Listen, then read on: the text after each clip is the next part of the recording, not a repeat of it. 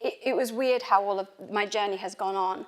But I joined an organisation called One Collective UK, which is very much about leaning into everything that you just saw in that video.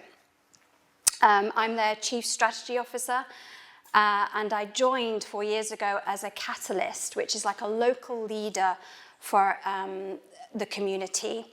It's about bringing people together, organisations, people of peace, all people that are interested in seeing lives transformed, bringing those resources, those people together in order to reach the most vulnerable in our society. So I haven't stopped at writing or leadership coaching. I'm very much leaning into this idea that small touch points in people's lives can change everything for them. The children are now 19 and 13, going on 40. Thomas is 19, Sophia is 13. Phil and I are older and not much wiser, but we are older. And I'm just going to dig in a little bit. There is a context to this. I'm going to dig into a little bit more about One Collective and what we do. And then I'll bring it back to what you guys do so beautifully. So, could I get the next slide?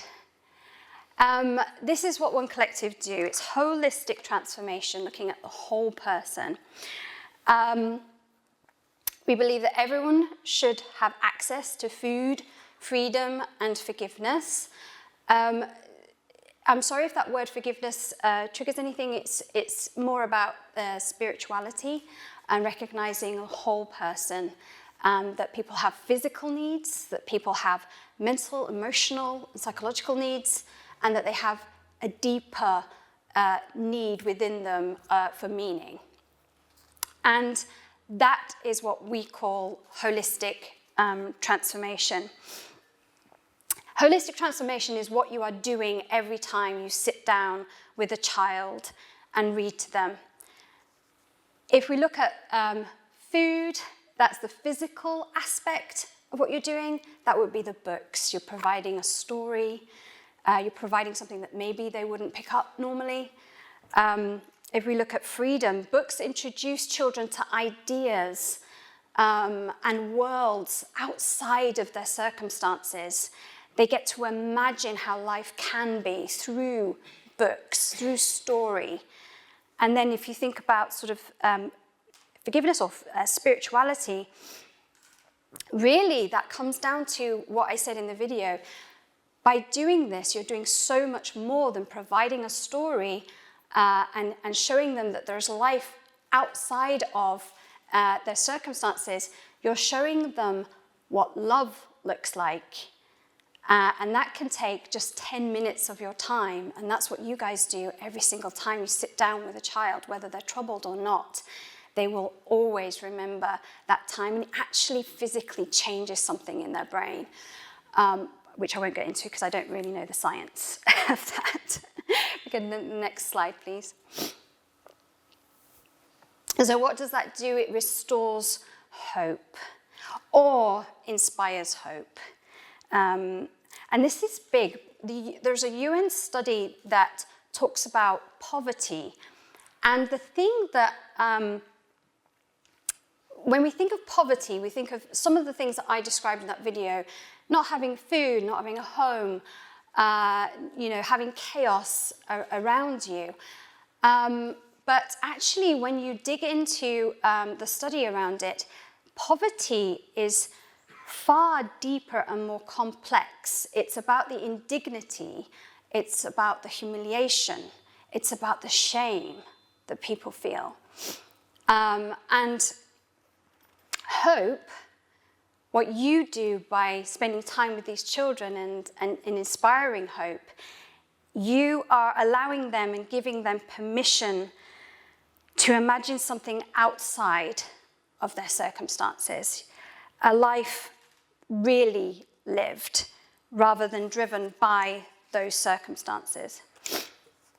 Go to the next one. And that's what one collective call integrated community transformation or holistic transformation. It's about the whole person, it's about the whole child, it's about the whole family. I think you'll recognize that when you're speaking with these children, the whole community. And it all starts with that one person who shouldn't be invisible. And on it goes. Next slide, please.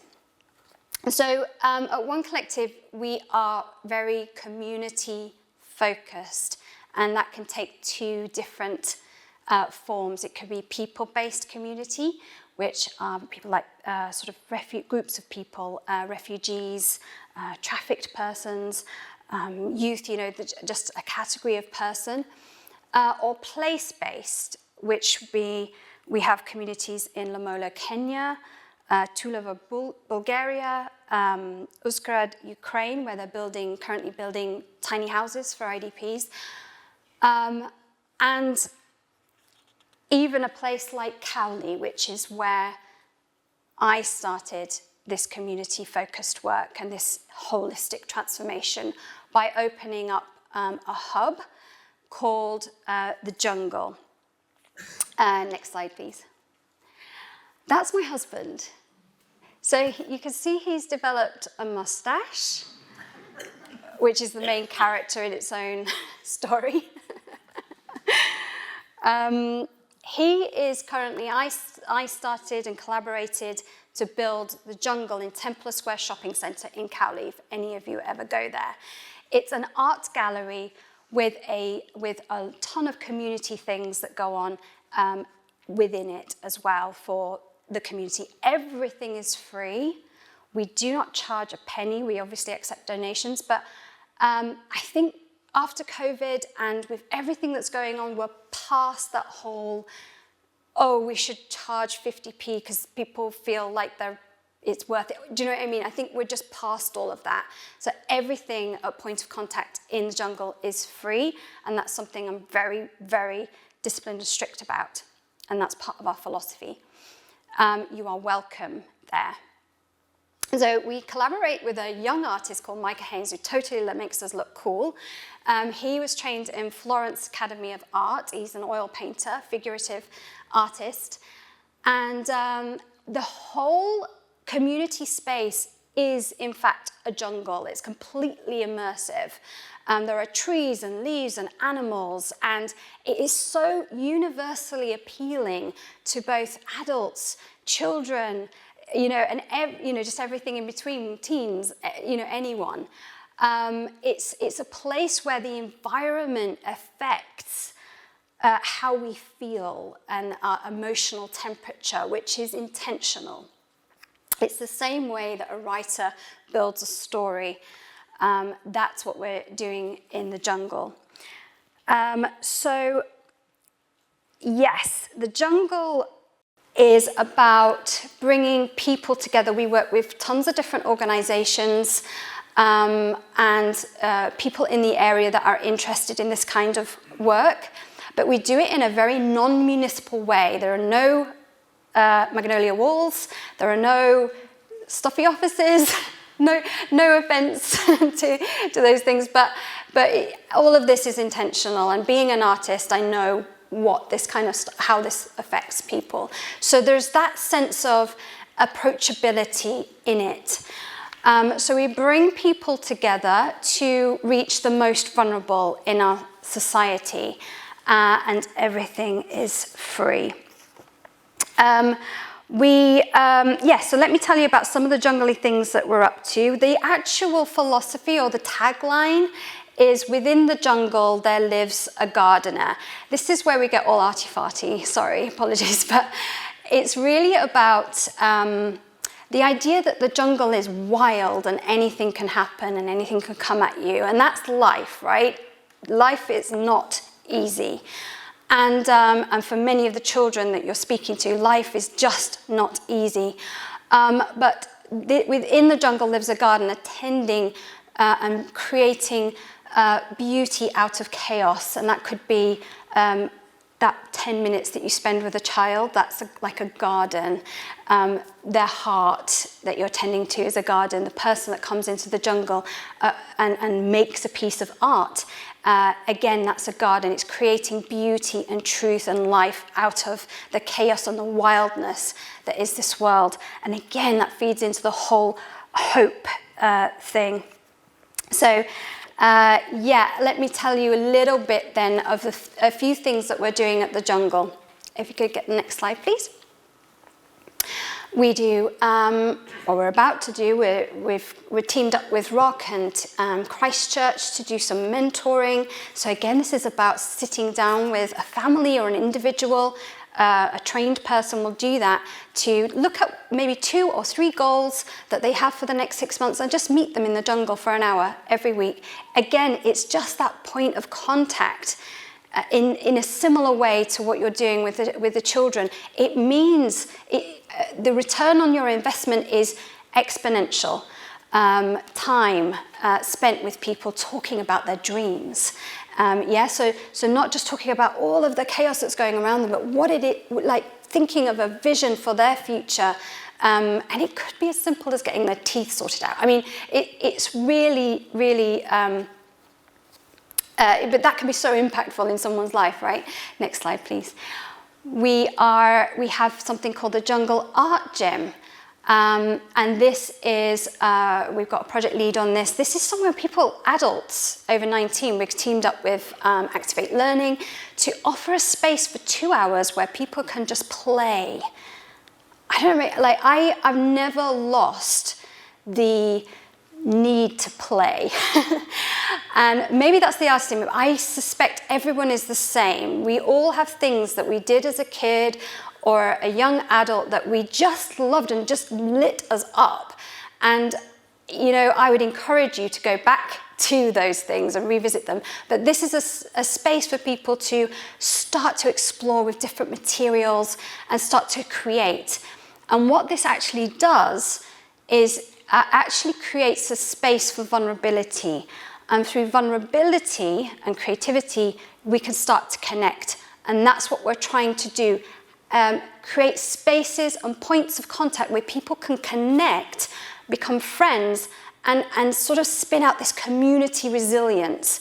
Because it's through, we could do a ton of parties at the jungle for the community and have lots of balloons and face painting and all that kind of thing. And it will be wonderful and it's such a gift and we have done that.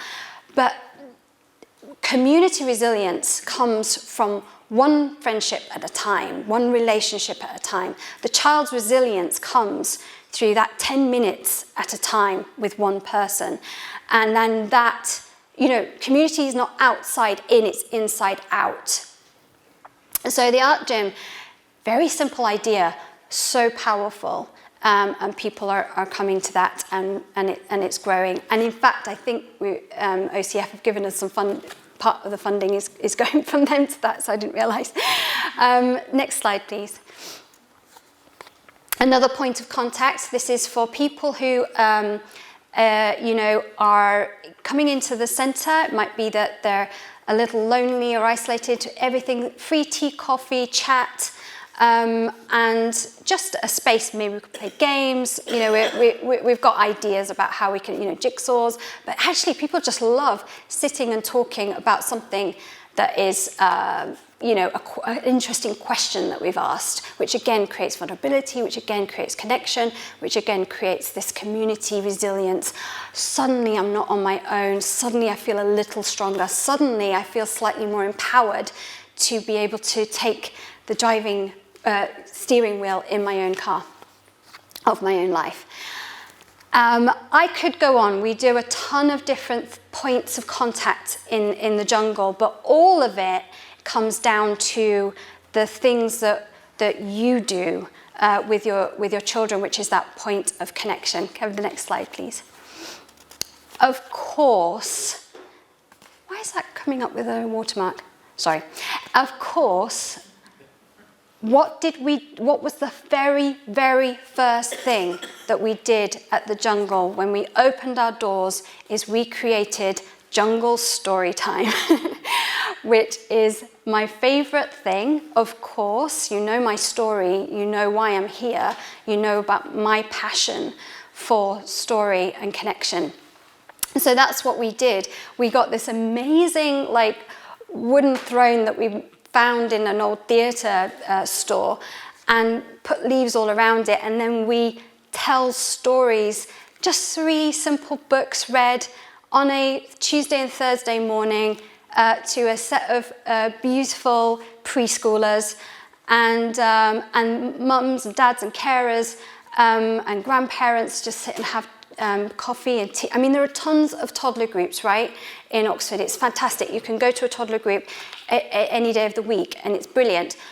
This is something just a slightly calmer and about, again, that kind of slightly more intimate connection that we're building. And again, this is building community resilience. For example, we had one parent who was being evicted, and another parent found out, they come to the story time, found out, and talked to us about our hygiene packages. We give out jungle boxes, hygiene packages every month to families who need them by referral.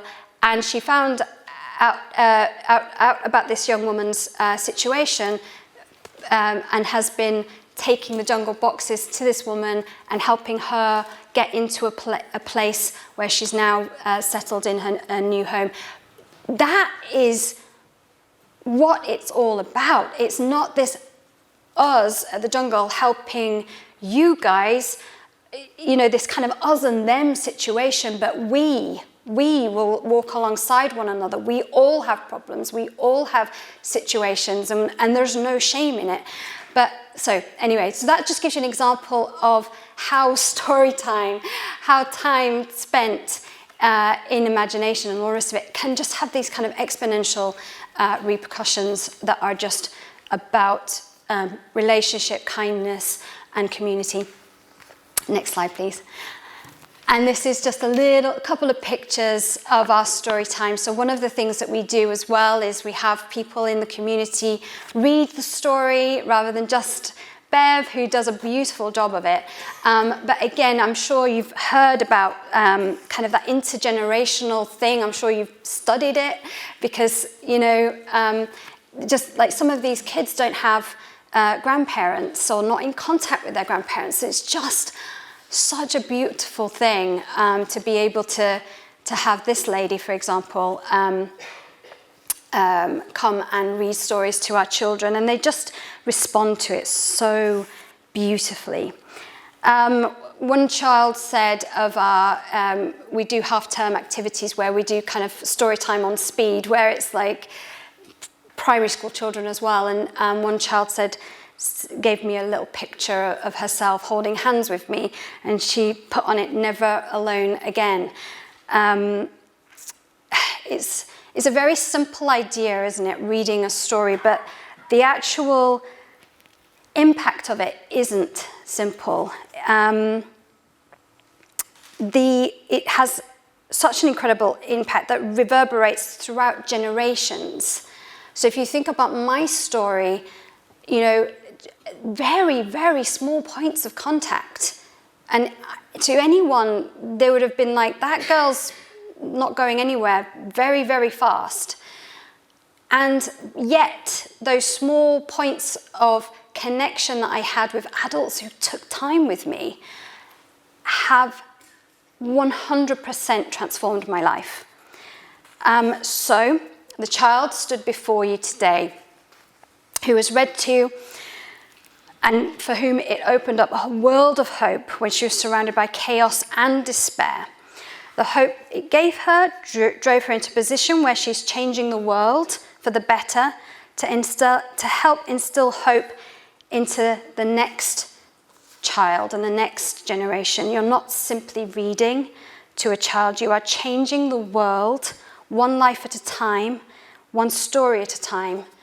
So thank you again.